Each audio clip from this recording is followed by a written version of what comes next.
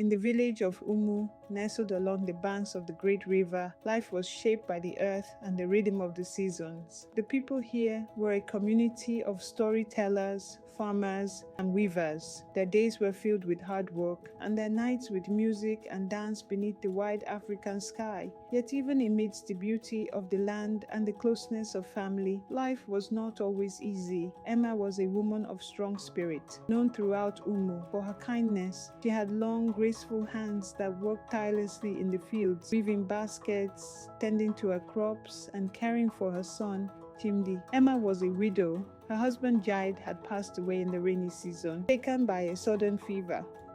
She had not only mourned his loss, but also found herself bearing the heavy burden of raising their young son alone. Her small heart, tucked beneath the shade of an old baobab tree, was a symbol of both her perseverance and her struggle. The roof leaked when it rained, and the walls had begun to sag under the weight of time, but it was their home, and within it, Emma kept the memory of Jide alive by telling Chimdi stories of his father. Yet despite her best efforts, there was a weariness in her eyes that even her son, too young to fully understand, could see. Life in Umu was tough. The rains had been scarce for seasons, and the soil, though rich, had grown tired, its cracks as deep as the hunger in Emma's belly. Each day, Emma would gather firewood and fetch water from the distant stream, her steps slower than they once had been. But even in the hardest moments, she always had a smile for Chimdi. "We will make it through, my son," she would tell him, though her words felt hollow sometimes, even to her.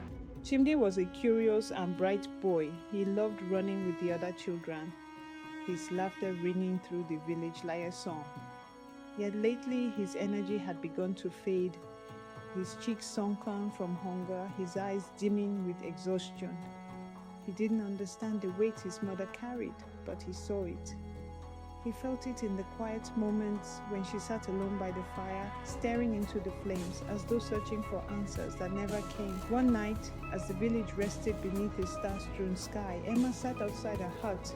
Cool evening breeze lifted the strands of her hair, and the distant hum of crickets filled the air. Her mind was heavy with worry for her son, for herself, and for the future that seemed increasingly uncertain.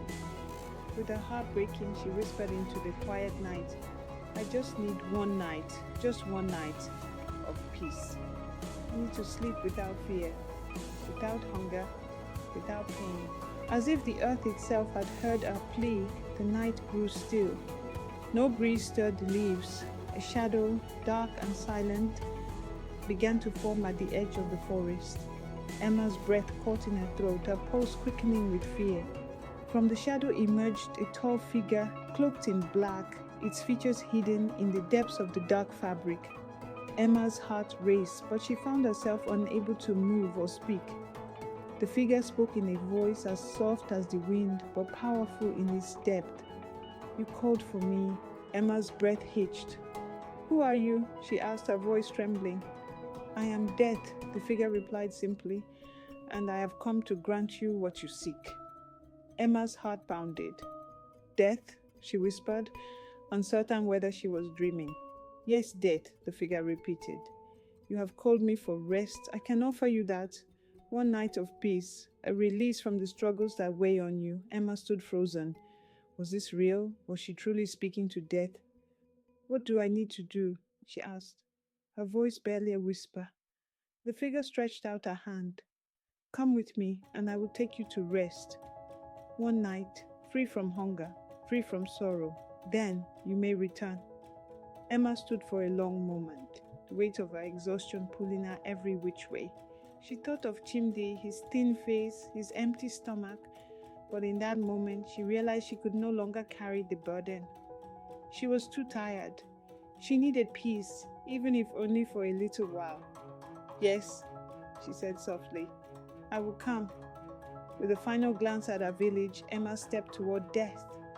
The world around her blurred, and soon everything faded into darkness.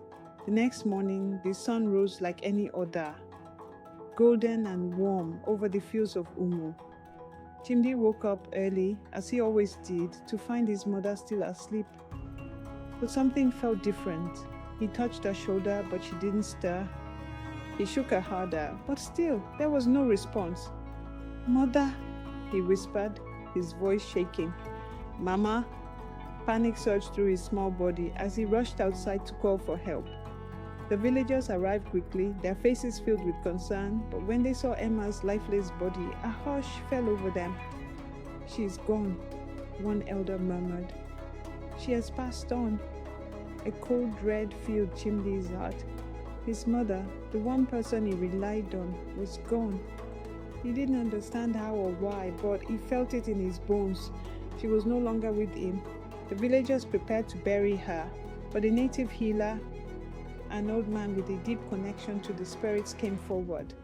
He was known for his wisdom and his understanding of life and death. Wait, he said softly. Do not bury her yet. Her spirit is not ready to leave. The villagers were puzzled, but they trusted the healer. They left Emma's body in the hut and stood watch over her throughout the day and night. That evening, when the stars appeared once more in the sky, the healer spoke again. Her spirit has not yet traveled far. Let us give it time. As the night wore on, the air grew thick with anticipation. Chimdi could barely sleep, and by dawn, he was at his mother's side once more, his small hands clasped tightly around hers. Then, as the sun rose over the horizon, Emma stirred. Her eyelids fluttered, and she drew in a sharp breath, gasping for air. Slowly she opened her eyes, and for a moment, everything felt like it was frozen in time. Mama! Chimdi cried, his face alight with joy and disbelief. Emma blinked, her mind foggy, and then, recognizing her son, she smiled weakly. I'm here, my son, she whispered. The villagers gathered, astonished.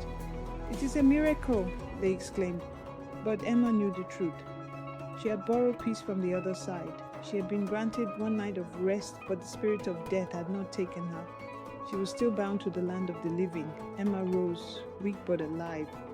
She looked at her son, and for the first time in many months, her heart felt lighter. She would cherish every moment with him from now on. No more running away, no more escaping to the quiet realm of death.